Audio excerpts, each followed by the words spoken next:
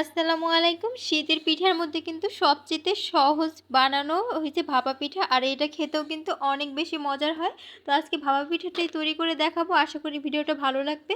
এখানে আমি 2 কাপ পরিমাণ নিয়ে নিলাম চালের গুঁড়া। এটা ফ্রেশ চালের গুঁড়াটা নিয়ে নিলাম, মানে ভিজা চালের গুঁড়াটা। স্বাদমতো সামান্য একটু লবণ দিয়ে ভালোভাবে মেখে নিচ্ছি। তো এখানে আমি দুধ ব্যবহার করছি। এটা আমি গুঁড়া দুধ একটু পানির সাথে মিশিয়ে নিয়েছিলাম, তো সেটা ব্যবহার করছি। আপনারা চাইলে এটার পরিবর্তে কিন্তু পানিও ব্যবহার করতে পারেন। তো আমি এই দুধটাকে দিয়ে ভালোভাবে মিশিয়ে নিচ্ছি। আর অবশ্যই কিন্তু এই কাজটা একটু ধৈর্য সহকারে করতে হবে। একবারে কিন্তু সবটা দুধ দিয়ে দেওয়া যাবে না। অল্প, অল্প করে দিব আর মেশাবো। তো এটাকে কিন্তু ডো আকারে সেট করা যাবে না। এটাকে ঝরঝরে অবস্থায় রাখতে হবে। তো এই দুধটা দেওয়ার কারণে কিন্তু দুধ বা পানি যেটাই বলেন, এটা দেওয়ার কারণে কিন্তু পিঠাগুলো ভেঙে যাবে না এবং খুব সুন্দরভাবে পিঠাগুলো সেট হবে। তো এই কাজটা কিন্তু অবশ্যই এভাবে করতে হবে। না হয় কিন্তু পিঠাগুলো কখনোই ভালোভাবে মানে সেট হবে না বাটিতে। তো এই কাজটা অবশ্যই করতে হবে। তো এখানে দুধ দিয়ে আমি ভালোভাবে মিশিয়ে নিচ্ছি। আর এই পর্যায়ে কিন্তু দেখুন, আর যখনটা মনে হবে এরকম মুঠ করলে দলা পাকিয়ে যায়, তখন বুঝতে হবে যে এটা কিন্তু হয়ে গেছে। তো আমি একবার দেখিয়ে দিচ্ছি কীরকম কিন্তু দলা পাকিয়ে যাচ্ছে। একদম পাতলা, আমি বেশিও পরিমাণও পানি দিইনি, আবার একদম কিন্তু কমও না। তো এরকমভাবে দিয়ে দিলাম। এবারে আমি এটাকে চেলে নিব। আর এই কাজটাও কিন্তু অবশ্যই করতে হবে, এতে করে পিঠাগুলো খুবই সফট হবে আর মসৃণ হবে। তো এই কাজটাও কিন্তু অবশ্যই করতে হবে। তো সবগুলোকে আমি এভাবে করে চেলে নিব। চেলে নিয়ে এখানে আমি এখন পিঠাগুলোকে তৈরি করব। এই চেলে নেওয়া হয়ে গেছে। এখানে আমি গুড় এবং নারিকেল নিয়েছি, আর এরকম একটা স্টিলের বাটি নিয়েছি। তো এরকম স্টিলের বাটি সবার ঘরেই মোটামুটি থাকে। আপনারা চাইলে কিন্তু পিঠা বানানোর যে ছাঁচ আছে সেগুলো কিন্তু নিতে পারেন।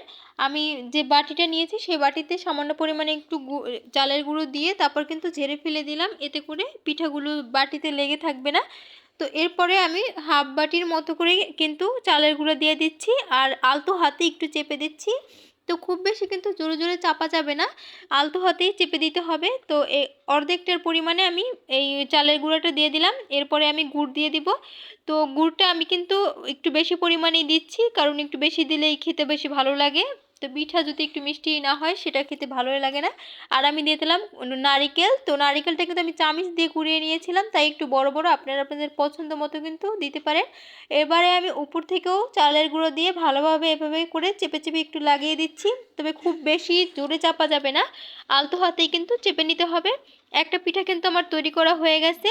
এবারে আমি এখানে একটা সুতি পাতলা কাপড় নিয়েছি। কাপড়টাকে একটু ভিজিয়ে ভালোভাবে চিপে পানিটাকে ফেলে দিতে হবে।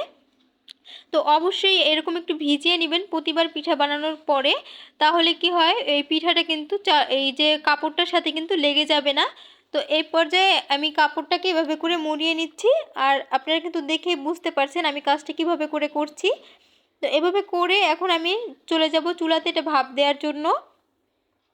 এখানে আমি একটা বড় পাতিলা নিয়েছি, আর পাতিলাতে বেশ কিছুটা পানি আমি ফুটিয়ে নিয়েছি। তো এরকম একটা স্ট্যান্ডার বসিয়ে দিলাম। আর এরকম ছাঁকনি কিন্তু আমাদের সবার ঘরেই থাকে। তো এরকম ছাঁকনির উপরেই আমি এই পিঠাটাকে দিয়ে দিলাম। আর পিঠাটাকে দিয়ে তারপর আমি যে পেঁচিয়ে রেখেছিলাম এটাকে খুলে আমি যে মানে স্টিলের বাটিটাকে তুলে নিব। আর পিঠাটা দেখুন কি সুন্দর মাশাআল্লাহ সেট হয়ে আছে। তো এবারে আমি ঢাকনাটা দিয়ে উপর থেকেও আর একটা ঢাকনা দিয়ে দেব, যাতে করে কোনো বাতাসটা বেরোতে না পারে। তারপরেও কিন্তু বাতাসটা বের হবে, কারণ আমার যেহেতু এটা ছাঁকনি দেওয়া তাই কিন্তু পুরোপুরি লাগানো যাচ্ছে না। তো এই পর্যায়ে আমি এটাকে ঢেকে দিলাম। আর ঢেকে দিয়ে 2 থেকে 3 মিনিটের মতো অপেক্ষা করব, যতক্ষণ না পিঠাটা হয়ে যাচ্ছে। তো কতক্ষণ 3 থেকে 3 মিনিটের মতো অপেক্ষা করলে দেখবেন পিঠাটা কিন্তু হয়ে গেছে। এই পর্যায়ে আমি নামিয়ে নিচ্ছি। আর এভাবে করেই কিন্তু আমি বাকি সবগুলো পিঠা তৈরি করব। তো ভিডিওটা ভালো লাগলে ভিডিওতে একটা লাইক করে চ্যানেলটি সাবস্ক্রাইব করে রাখবেন।